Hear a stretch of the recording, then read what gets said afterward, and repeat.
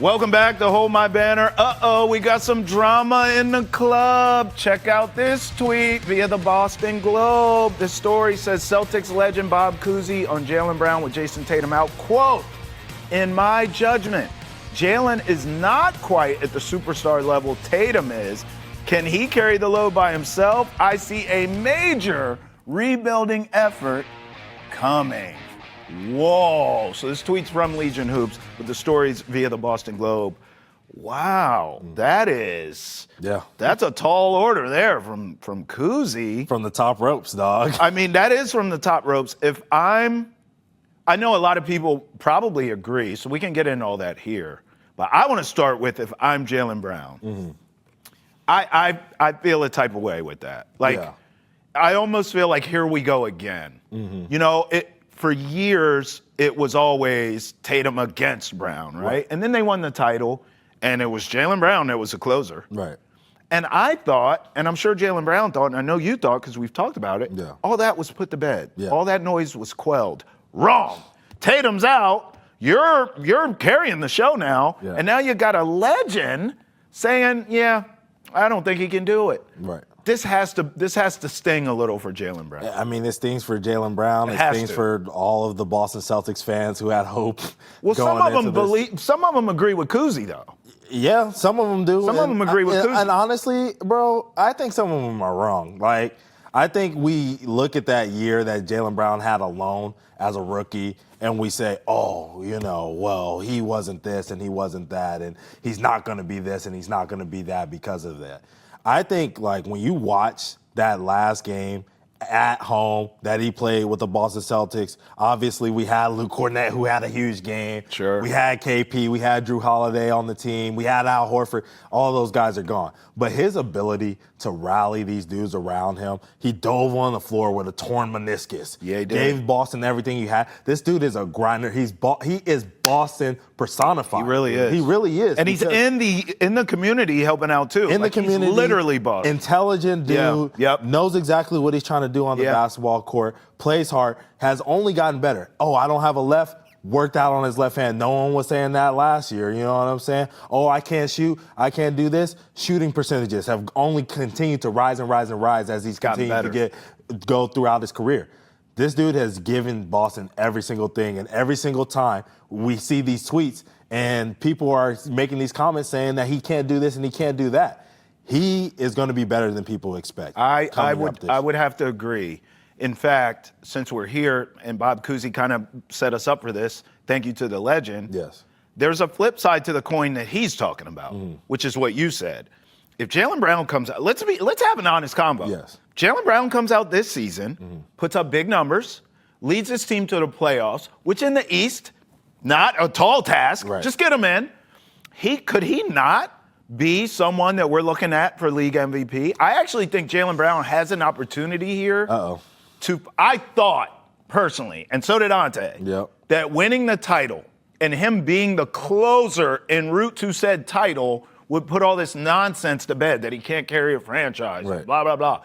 Okay, if he goes out this season and he does it, and they're not going to win the title, okay, we can all say amen, but he gets his team in a weak Eastern Conference in the playoffs. He has MVP-like numbers. Yes. I don't think he'll win it, but I think he'll be a candidate. I think he's someone you have to take serious for the MVP award.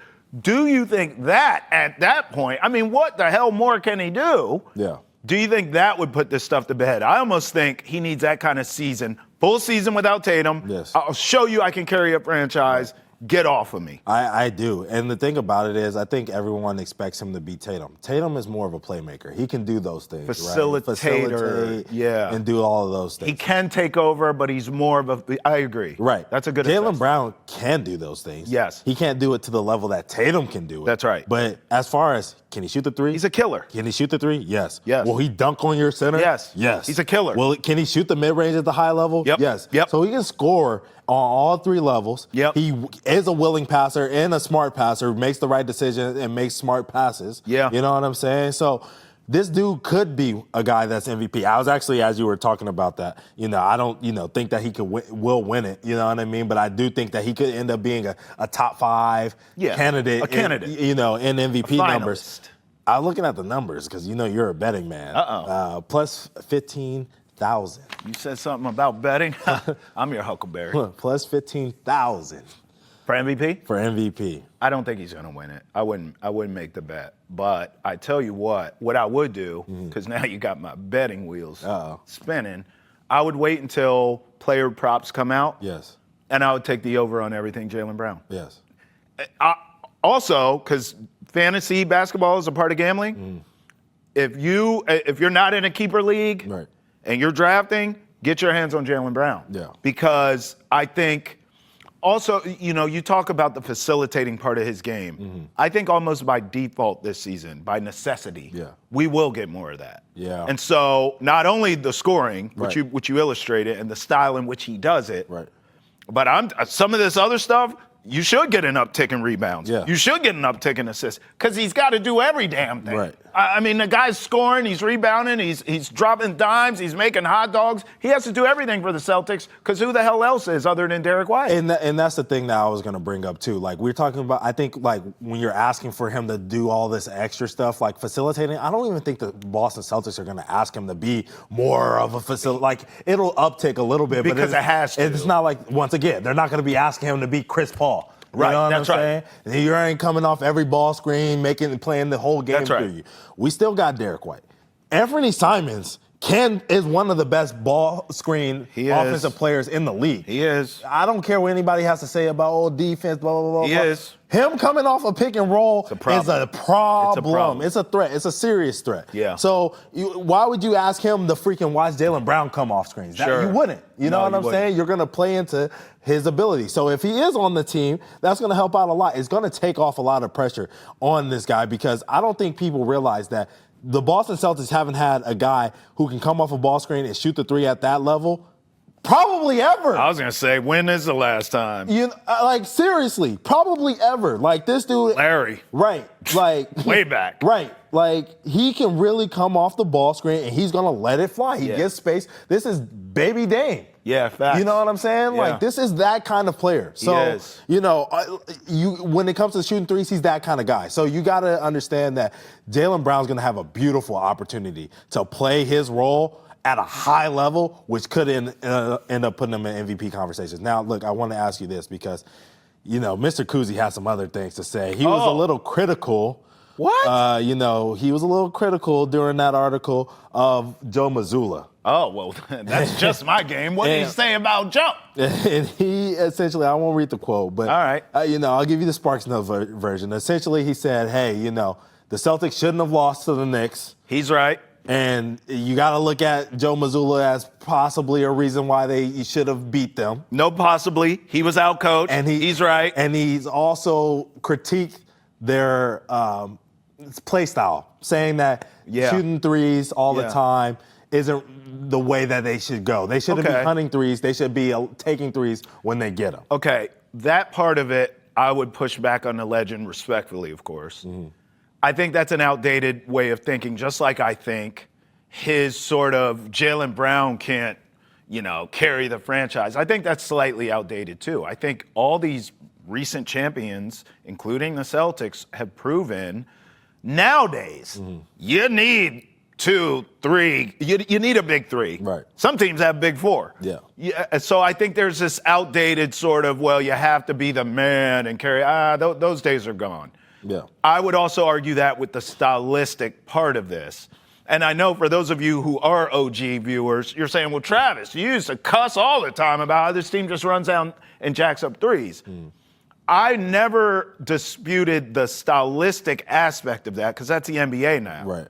My thing that used to drive me crazy and drive me to drinking and cussing on this program is you have to have another gear. Right. There are certain circumstances and certain games and certain situational basketball moments where you can't run down and jack up threes. You need to attack the rim, i.e. the G-damn Knicks series where game we were at the 2. game screaming, please go to the cup. They wouldn't do it. So you just need to have that gear. That's all. All the great coaches in this league, That's what they do. Right. Hey, this is our style. This is what we do. But if we get, I would argue the damn Pacers were in the finals because of that. Yeah. Because of Carlisle's ability to say, all right, tonight we can't come down and live and die by this three. We got to attack the rim. All right, tonight, hey, they're giving us a shot. Take it. Green light. They were able to sort of cater their style to who they were playing. Right. Does that make sense? And I think with Mazzulla, well, quite frankly, we're going to find out this year whether or not he has that gear. Because personnel-wise, Ante, he can't just go down and chuck threes anymore. He can't do that. And when you're playing Derek White, who's one of the best shot blocking guards, physical. Maybe the best in the league. You know what I mean? Like, whatever. You get that. Like, he ain't got no issues with the paint. He likes the paint. Yes. You know what I'm saying? Jaylen Brown, too. Jaylen Brown. Yes. Who, slasher. He prefer it. You know what I'm saying? He'd rather take somebody's head Yes. off. You know what I mean? And then a 6'9", swole body, Superman looking Jayson Tatum.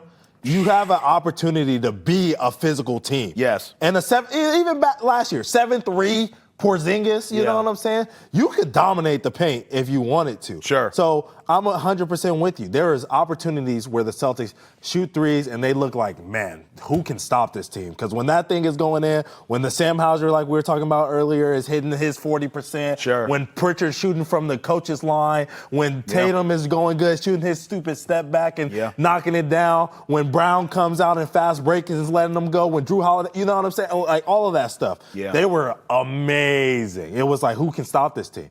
But there was moments where they got into lulls. And it was just because, was it an open shot? 100%. But you guys have missed 10 in a row. Facts. Like, at some point, get to the free throw line, do something, see one go in. Because that's Hooper nature. Yes. Sometimes you get cold. And sometimes you get cold because your team is cold and it's just stagnant. And so sometimes you just got to say, hey, man, we got to get to the free throw line. Hey, man, I don't care. Like, go through this dude's chest. I don't care if you get a charge. Set the tone. Let them know that we're still coming. You know what I mean? It's a psychological game as well. I wasn't worth a damn at basketball compared to you. And I still hear coaches in my head saying inside-out game. So I know you heard that ad nauseum. Hell yeah. And it's just, and that's my thing. I understand in this NBA, it is a three-ball-centric game. Right. I don't even have a problem with that. Right. You just have to have another gear available. That's my only argument for Joe Mazzulla. But hey, that's the beauty, too, of playing in a place like Boston. Right. You're going to have outspoken legends, and there's not a damn thing you can do about it because they earned it. Right. So Jaylen Brown might feel a type of way, but you're not going to get Jaylen Brown coming out saying, hey, Cousy, zip it. That's not going to happen because he's a legend, and this is this market. That's what's so great about it. Right, and you have to know really quickly before we go to break. Like, you and I are fans of Joe Mazzulla and what he's done. I don't think people are come on, bro. People aren't giving him enough credit for going out there and winning in 2024. He had a team that a couple of coaches couldn't get there for. Brad couldn't get there. Ime definitely didn't get there because he wanted to do some nefarious things, possibly. But a couple of people have came in and had the core of Jaylen Brown and JT and couldn't figure it out. He did.